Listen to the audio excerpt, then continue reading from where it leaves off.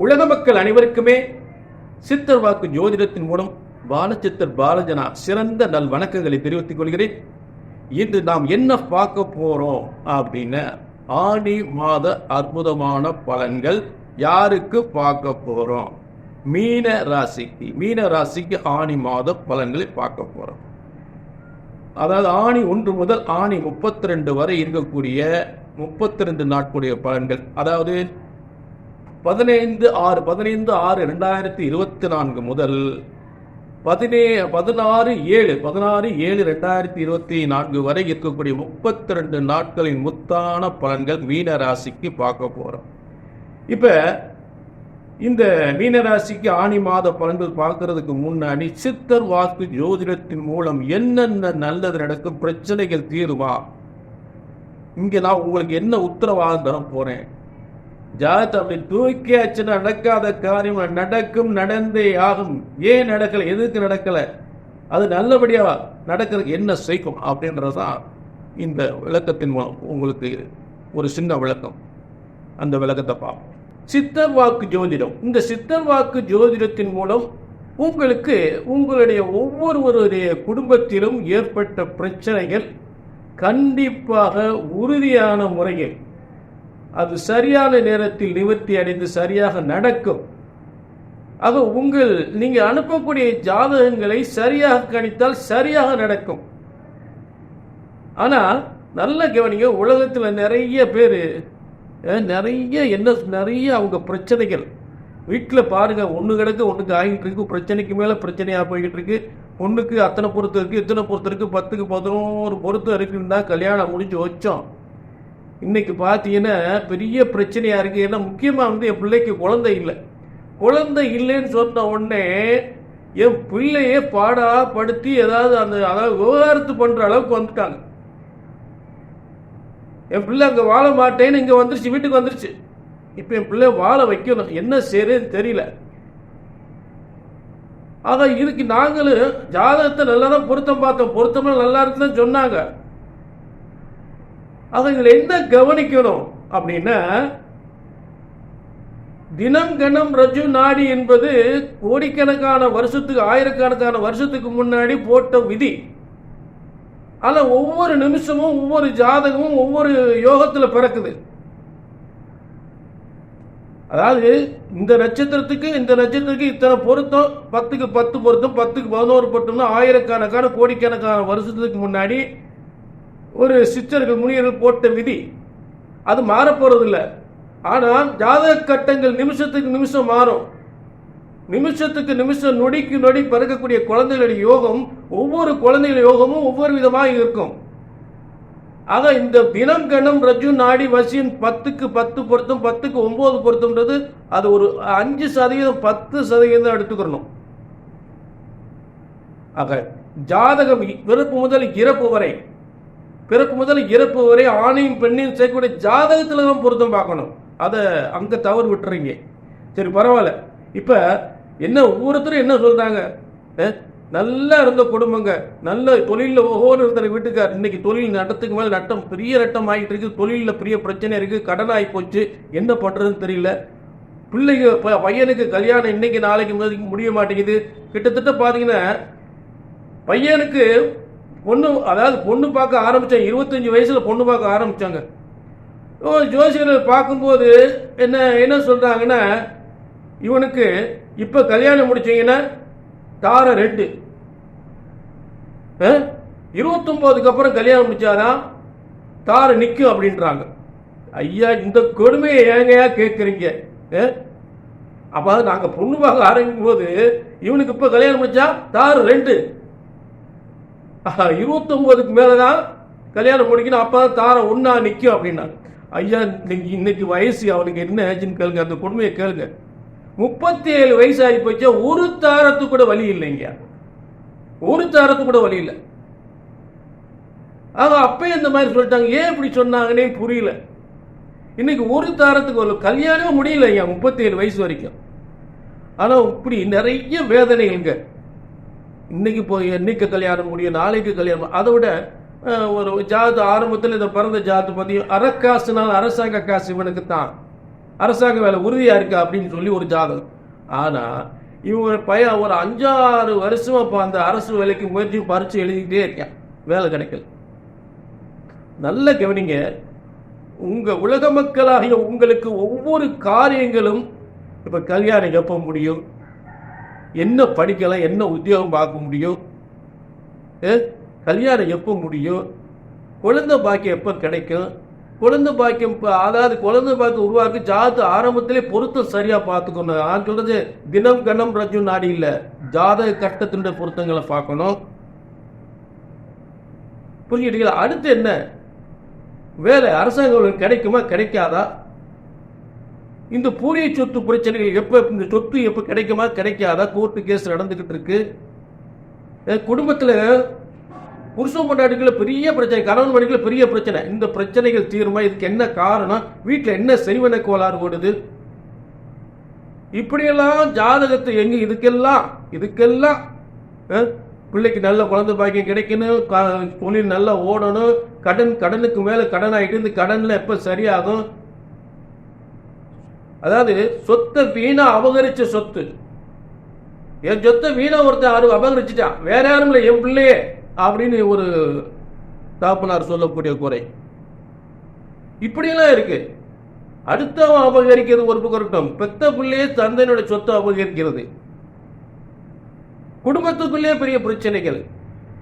இதுக்கெல்லாம் அதே நேரத்தில் பார்த்தீங்கன்னா ஒரு பொண்ணை வாழ விடாம கெடுக்கிறது, என் பிள்ளை அந்த வீட்டில் வாழவே முடியலங்க, ஏதாவது ஒரு கோளாறு பண்ணிக்கிட்டே இருக்காங்க, என்ன செய்வன கோளாறுன்னு தெரியல. இப்படிப்பட்ட வேதனைகளுக்கெல்லாம் ஜாதகத்தை எங்கெங்கோ தூக்கி அலைஞ்சு திரிஞ்சு பார்த்து, அவரை போய் பார்த்தோம், இவரை போய் பார்த்தோம், அந்த பரிகாரம் பண்ண, இந்த பரிகாரம் பண்ண, அந்த கோயிலுக்கு போனோம், இந்த கோயிலுக்கு போனோம், எல்லா கோயிலும் போயாச்சு, போகாத கோயில் இல்லை, செய்யாத பரிகாரம் இல்லை, பார்க்காத ஜோசியில். இப்படித்தான் என்கிட்ட ஒவ்வொரு ஜாதகம் சொல்லிக்கிட்டு இருக்காங்க. இப்படி வேதனையோடு வரக்கூடியவர்களுக்கு என்னங்க ஒரு குடும்பத்துக்கு என்ன வேணும், அந்த பிரச்சனை அடிப்படை ஜோதிடத்தினுடைய முக்கியத்துவமே ஒரு கல்யாணம், ஒரு குழந்தை பாக்கியம், சொத்துக்கள், பையனுக்கு நல்ல வேலை, இது சம்பந்தப்பட்ட ஜாதகம் அப்படி கையில தூக்கி ஆச்சுன்னா சொன்னது நடக்கும், நடந்தே ஆகும், நடந்தே தீரும். நல்ல கவனிக்க, திரும்ப நான் சொல்லக்கூடிய உறுதியான வார்த்தை தான். ஒரு ஜோதிடத்தின் பலன் சொன்னது நடக்கல அப்படின்னா இன்னும் ஜாதகம் தப்பா இருக்கணும், இல்லாட்டி ஜோசியர் தப்பா இருக்கலாம். ஏன்னா இறைவனால் உருவாக்கப்பட்டான் ஜோதிட சாஸ்திரம். பிரம்ம வேத சாஸ்திரத்தில் மனிதனுடைய பிறப்பு முதல் இறப்பு வரை அத்தனை யோகம் இறைவனால் உருவாக்கப்பட்டது. ஆக இதை சரியாக கணித்தால் சரியாக நடக்கும் என்ற உறுதி உத்தரவாதம் கண்டிப்பாக உண்டு. சரிங்களா? ஆக இந்த இடத்தை பொறுத்தளவு எங்கெங்கயோ ஜாதக தூக்கி அலைஞ்சு திரிஞ்சு இங்கே இவரையும் பார்த்து எங்கெங்கயோ பார்த்துதான் சரி இவரையாவது பார்ப்போம் அப்படின்னு இங்கேயும் மனசு நொந்து போயிடக்கூடாது. புரிஞ்சுட்டீங்களா? அதுதான் இங்க எந்த காரியத்தை நோக்கி இங்க வர்றீங்களோ கண்டிப்பாக சொன்னது நடக்கும், நடந்தே ஆகும், நடந்தே தீரும். இதுதான் சித்தர் வாக்கு ஜோதிடத்தின் உறுதியான உத்தரவாதம். என்ன ஏற்கனவே சொல்லினேன், பல விளக்கங்கள் கொடுத்துருக்கேன். இப்ப ஆணி மாத பலன்கள் மீனராசிக்கு தொடரும். இப்ப மீனராசியுடைய ஆணி மாத கிரக நிலைகள்: மீனத்தில் ராகு, 2ஆம் இடத்தில் ஆட்சி பெற்ற செவ்வாய், ரொம்ப சிறப்பான விஷயம், ஆட்சி பெற்ற செவ்வாய். அடுத்து மீனத்துக்கு 3ஆம் இடத்தில் குரு, முயற்சிகள் வெற்றி தரக்கூடிய குரு, தனத்தில் வெற்றி தரக்கூடிய குரு. 4ஆம் இடத்தில் வீடு, வாசல், சொத்து, தொழில்கள், வருமானங்கள், முன்னேற்றங்கள் பெறக்கூடிய அந்த 4ஆம் இடத்தில் புதன் ஆட்சி பெற்று மேலும் தொழில் வெற்றிகளை தரக்கூடிய, அரசு உத்தியோகத்தை தரக்கூடிய சூரியன் அங்கே இருப்பது. மேலும் உங்களுக்கு 3-8க்குரிய சுக்கிரன் அங்கே இருப்பது. ஆக ஒரு வலிமையான ஸ்தானம். கேந்திரம் 4ஆம் இடம், மீனராசிக்கு 4ஆம் இடம் கேந்திரம் அப்படின்றது தொழில், வியாபாரம், வீடு, வாசல், சொத்துக்களை பெறக்கூடியது. ஏற்கனவே அதுக்கு முன்னாடி முதலே பூமிகார வீடு, வாசல், இடம், வியாபாரத்தை விருத்தி செய்யக்கூடிய இடத்தில் ஏற்கனவே செவ்வாய் முதலே உட்கார்ந்துட்டார், ஆட்சி பெற்றிருக்கிறார். இது ஆணி மாதம் முழுவதும் ஆட்சி பெற்றிருக்கிறார் செவ்வாய். புரிஞ்சுட்டீங்களா? இப்ப ஆணி மாதத்தின் சிறப்பே செவ்வாய் ஆட்சி பெற்று இருப்பது. அடுத்து 4ஆம் இடத்தில் ஒரு கேந்திர வலிமையோடு புதன் இருப்பது. இதுதான் ஆணி மாதத்தின் கிரகனுடைய சிறப்பு விஷயங்கள். இப்ப ஆணி 32 நாட்களுமே உங்களுக்கு யோகத்தை தராது. இப்ப நான் என்ன சொல்ல போறேனே, ஒவ்வொரு நாட்களுக்கும் ராசி அம்சம் அப்படின்னு சொல்லக்கூடிய 2 கட்டங்கள் இருக்கிறது. இது இறைவனுடைய தராசு தட்டுன்னு சொல்லக்கூடிய அம்ச பலன்கள். வெறும் ராசி கட்டத்தை வச்சுக்கிட்டே பலன் பார்த்துக்கிட்டே இருப்பாங்க. ஜாதகம் இருக்குங்க அப்படிம்பாங்க. பார்த்தா ராசி கட்டம் மட்டும்தான் இருக்கு. என்ன ஒரு கட்டத்தை வச்சுக்கிட்டு இருக்கீங்க, இதாவது வச்சிருக்கேன் அப்படிம்பாங்க.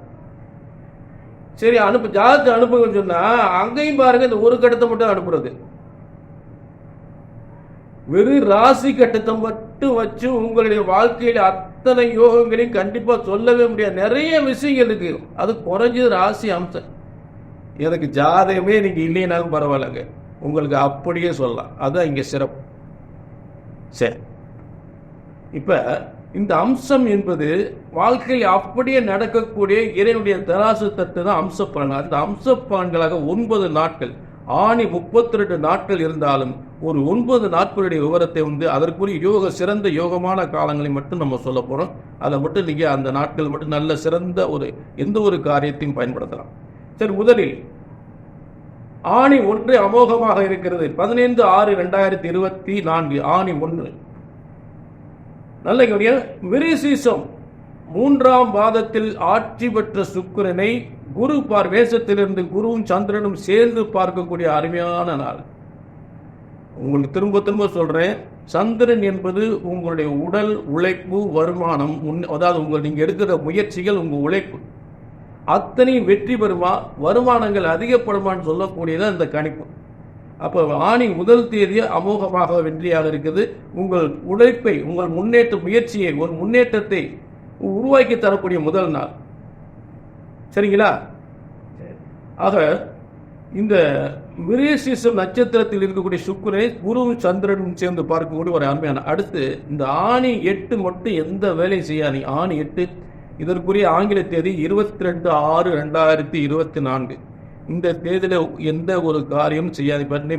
சாம சிவனேன்னு வீட்டில் உட்கார்ந்துருக்கு, நிம்மதியா இருங்க. ஏன்னா அன்னைக்கு மாலை நியூஸ்ல பார்த்தீங்கன்னா ஏதாவது பாதகமான செயல்கள், பாதகமான நியூஸ் ஏதாவது வரும். அடுத்து ஆணி 9. இந்த ஆணி 9க்குரிய ஆங்கில தேதி 23/6/2024 அன்று பூராடம் 3ஆம் பாதத்தில் இருக்கக்கூடிய சந்திரனை குரு பார்க்கக்கூடிய அருமையான நாள். அதாவது இந்த குரு சந்திரனை எப்பெல்லாம் பார்க்குறோம் அப்பெல்லாம் உங்களுடைய உடல் உழைப்பு, நீங்க எடுக்கிற முயற்சிகள், எந்த ஒரு காரியம் மிகப்பெரிய வெற்றி அடையும்.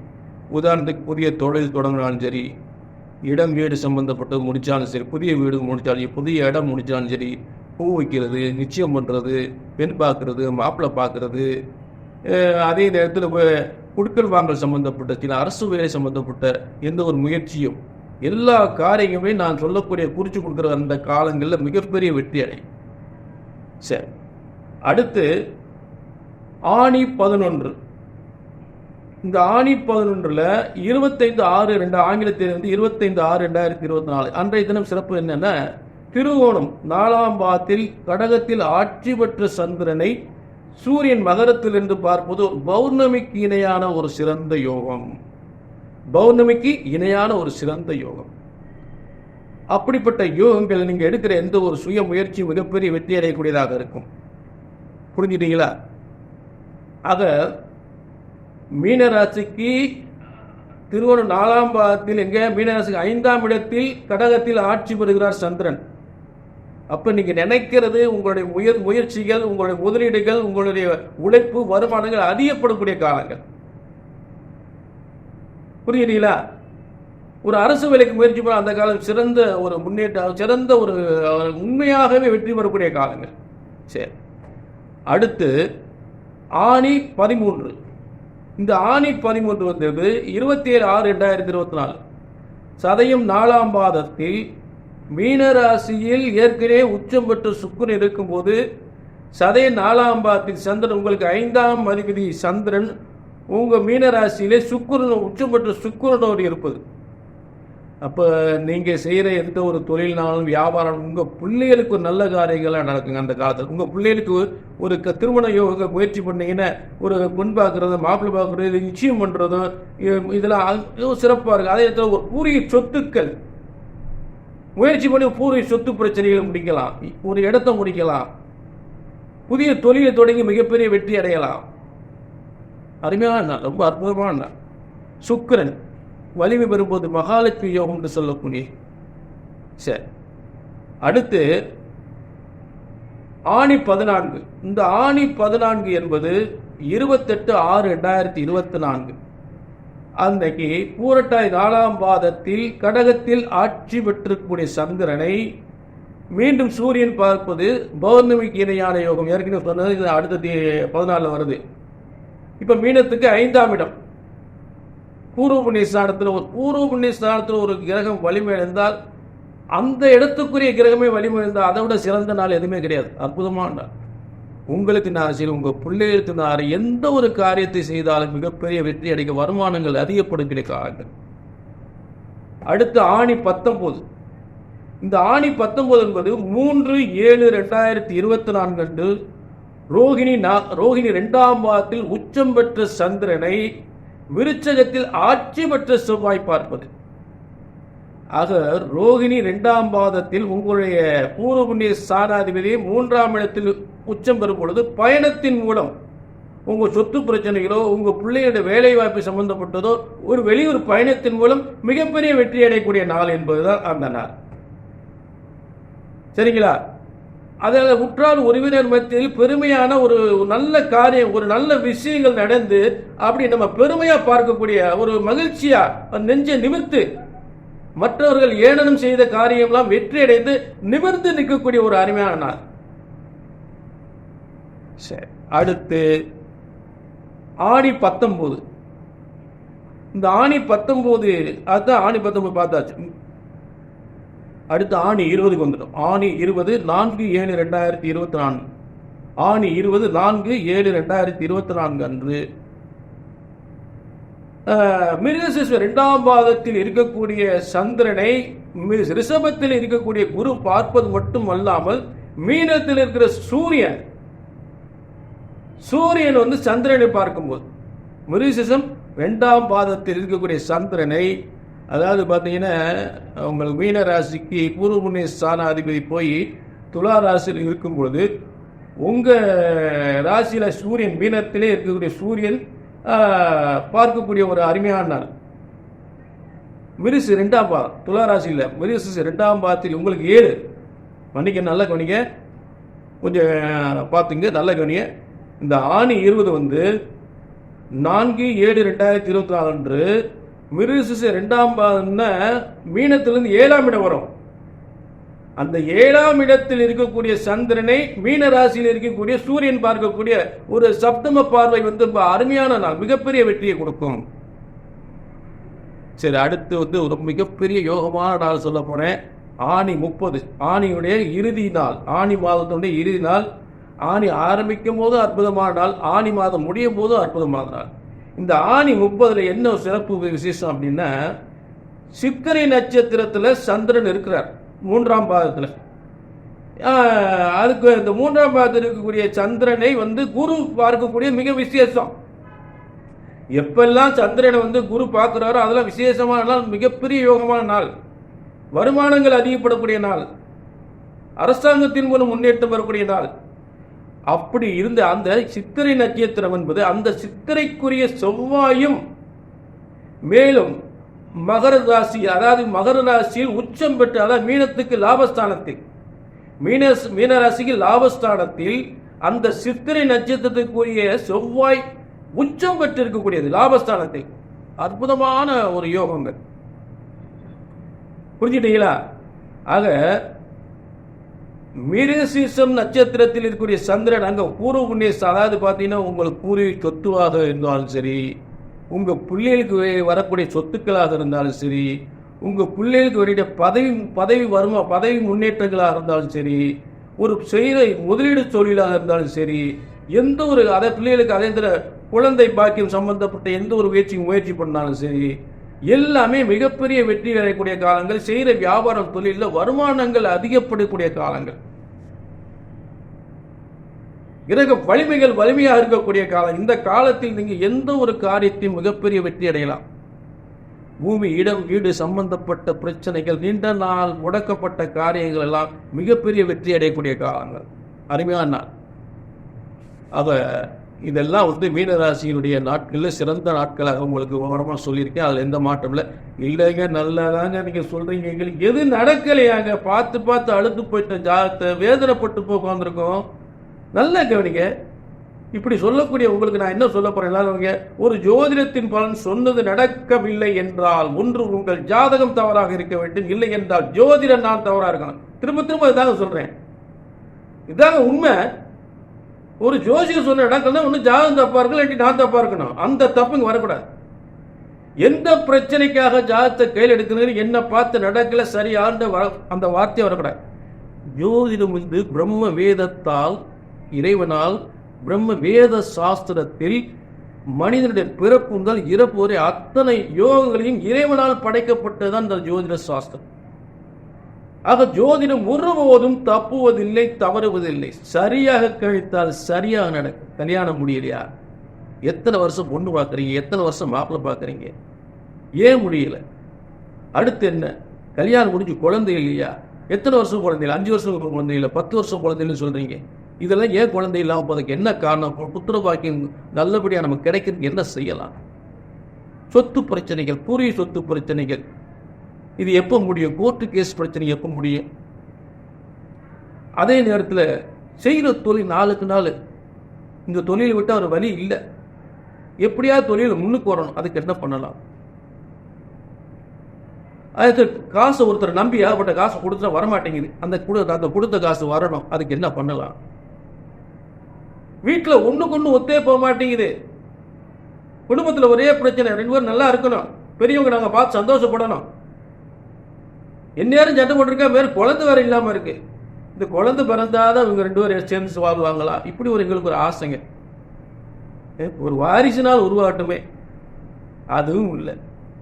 2 பேரும் எப்போ பார்த்தாலும் பிரச்சனை. ஒருத்தவங்களாம் நல்லா இருக்குன்னு சொன்னாங்க, இப்படி என் பிள்ளைய வாழ்க்கை இப்படி ஆகிப்போச்சு. இதுக்கெல்லாம் எங்கெங்கயோ ஜாதகத்தை பார்த்து அழுத்து சலுத்து விலகி ரொம்ப நொந்து போய் இன்னும் எங்கிட்ட போய் ஜாதகத்தை பார்க்கறது அப்படி வேதனைப்பட்டவங்களுக்கு தான் அந்த நிகழ்ச்சி. உங்கள் பிரச்சனை தீரும், சொன்னது நடக்கும். ஆக சரியாக கழித்தால் சரியாக நடக்கும் என்ற உறுதியான உத்தரவாதத்தோடு மீண்டும் ஒரு நல்ல நிகழ்ச்சி சந்திக்கும் வரை உங்களிடமிருந்து விடைபெறுகிறேன். நன்றி, வணக்கம்.